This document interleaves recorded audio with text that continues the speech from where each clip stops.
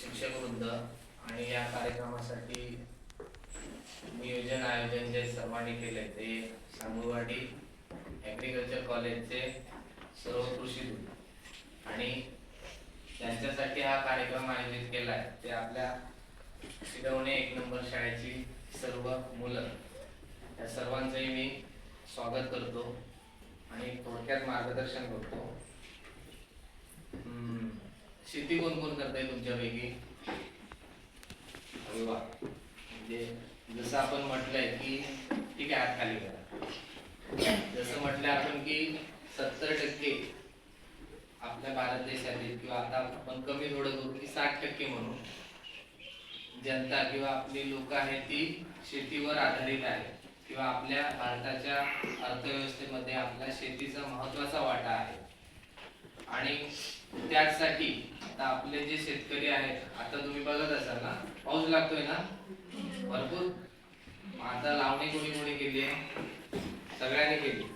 आपले आई बाबा काय करत असतात? या भर पावसात आपल्या लावणी करतायत ना, बरोबर. त्यानंतर काय करतात? हात खाली.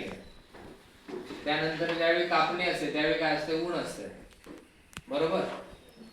आपल्याकडे काय केलं जातं की ज्यावेळी शेतीची कामं असतात त्यावेळी आपला शेतकरी, आई वडील असतील किंवा आपल्या घरातले कोणी सहकारी असतील, ते काय करतात? आपल्या उन्हातानाचे आपल्या शेतामध्ये राबत असतात.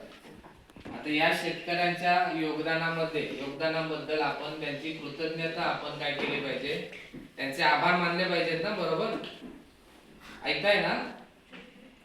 समजले की हो म्हणायचा.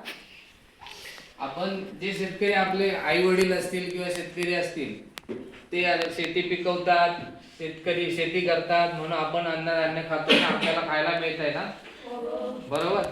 आपण शेती केलीच नाही तर काय होणार? खायला मिळेल आपल्याला? नाही ना. म्हणून आपण शेती केली पाहिजे. आणि आपल्याला जे शेतकरी आपल्या देशामध्ये आहेत, महाराष्ट्र राज्यामध्ये आहेत, ते शेती करतात म्हणून त्यांचे आपण आभार मानले पाहिजेत. म्हणून आपण हा आजचा जो दिवस आहे 1 जुलै हा कृषी दिन, महाराष्ट्र कृषी दिन आपण म्हणून साजरा करतो. आता त्याचं महत्व काय ते सरांनी तुम्हाला सांगितलंय. समोर जे आपल्याला प्रतिमेमध्ये दिसत आहेत ते कैलासवासी वसंतराव नाईक हे महाराष्ट्राचे 3रे मुख्यमंत्री होते. कितवे? 3रे. तर त्यांच्या वेळी ज्यावेळी 1972 साली काय झाला? दुष्काळ पडला होता. काय पडला होता? दुष्काळ म्हणजे काय? दुष्काळ म्हणजे काय? पाणी नसणे, बरोबर. पाणी नसल्यामुळे आपल्याला काही शेती करायला मिळत नाही, त्यामुळे आपल्याला अन्नधान्य कमी पडलं. त्यावेळी अन्नधान्य, आपल्या लोकसंख्या जास्त असल्यामुळे अन्नधान्य जास्त गरज होती ना अन्नधान्याची. त्यावेळी म्हणजे आता आपण भात बियाणं पेरतो, ते बियाणं वगैरे जास्ती प्रमाणात आपल्याला लागणार होतं. म्हणून त्यावेळी जी हरित क्रांती झाली देशामध्ये, आता त्याचं महत्व, त्याचं योगदान आपल्या महाराष्ट्रात या साहेबांचं किंवा या सरांचं जास्त होतं. म्हणून आपण त्यांच्या जन्मदिन दिवसानिमित्त आपण 1 जुलै हा कृषी दिन साजरा करतोय. समजलं का करतोय कृषी दिन साजरा?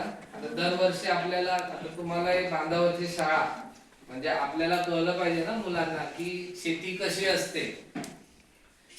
असते, शेतात गेल्यावर कसं राबलं जातंय, आपण त्याच्याप्रती आपल्याला म्हणजे त्या शेतकरी कसा शेती करतो हे माहित व्हायला पाहिजे. म्हणून आपण बांधावरची शाळा हा उपक्रम शाळेमध्ये राबवतो.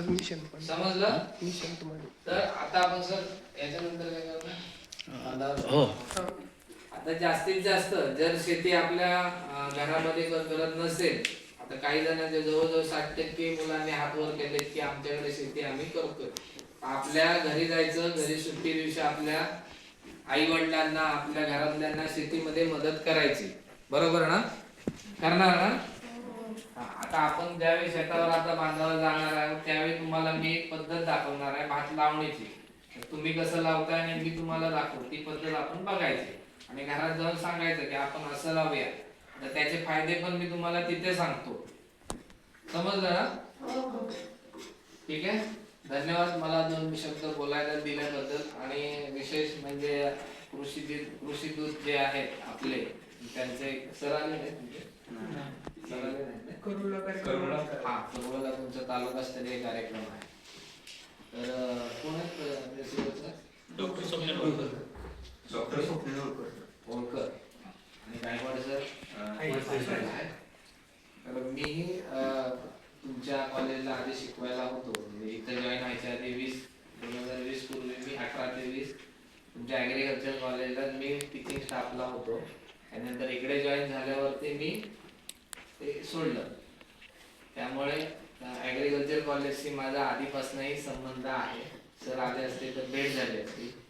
ठीक आहे, तुम्हालाही काय मदत लागली, इकडे कार्यक्रम तुमचे काय असतील, तुम्हाला वेगवेगळ्या पद्धतीचं जर मार्गदर्शन पाहिजे असेल तर तुम्ही नक्की कॉल करा मला, मी तुम्हाला येऊन माहिती देईल, जास्तीत जास्त माहिती देण्याचा प्रयत्न करेन.